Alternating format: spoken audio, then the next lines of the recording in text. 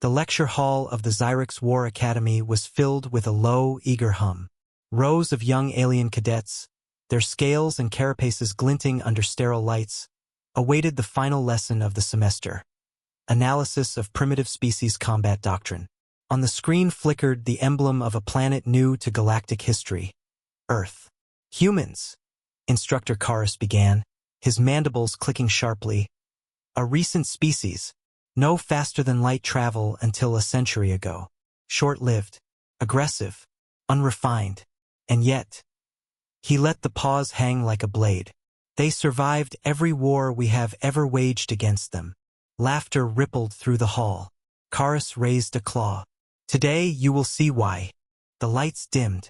Footage began to roll, human war archives declassified after the ceasefire treaty.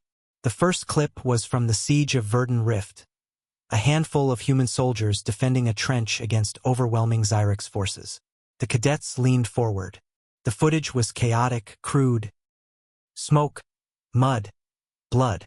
The humans fought like cornered beasts, but their coordination was flawless. Ammunition ran dry. They used bayonets. Bayonets failed. They fought with entrenching tools, teeth, bare fists. One cadet scoffed. "This is desperation, not skill." Karis said nothing. He switched to the next clip. This one showed orbital bombardment over Core Station. Human fleet outnumbered 5-1.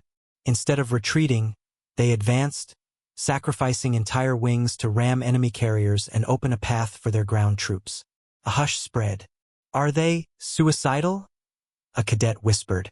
"No," Karis replied. "They are willing to pay a price you would never consider."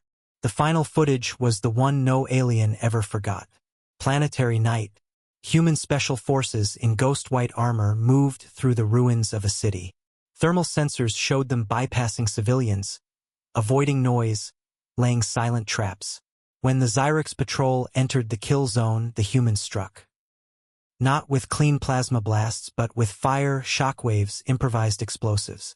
The cadets flinched as one soldier, wounded and limping, stayed behind to lure the enemy closer, triggering the detonation that buried the patrol under molten steel. Karis froze the frame on the soldier's face. Young, bloodied, grinning. This is what they call a voluntary sacrifice. He was 19 standard years. A claw scraped against the floor as one cadet rose.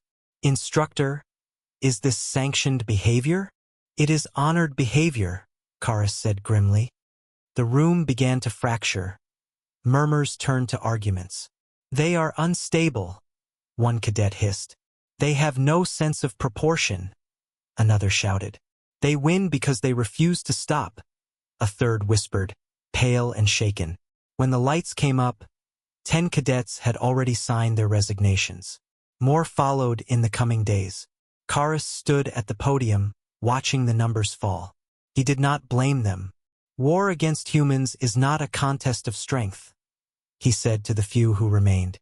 "It is a contest of will. If you lack the stomach to face what they become when cornered, leave now. If you stay, you will never sleep as easily again." Far beyond the Academy's walls, the footage continued to circulate in whispers. Clips traded in dark corners of the galaxy. A warning disguised as education. Do not corner the species that turns desperation into doctrine.